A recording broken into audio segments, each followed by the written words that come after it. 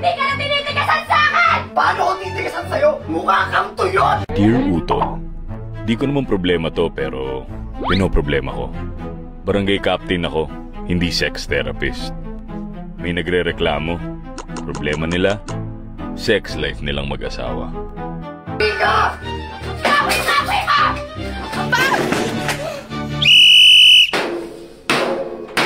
Sandali lang!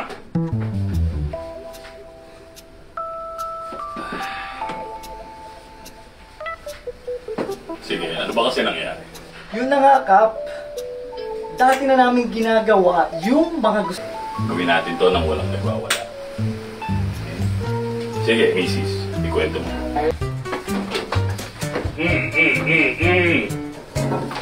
Parang yun lang. Boys na yung singit ko.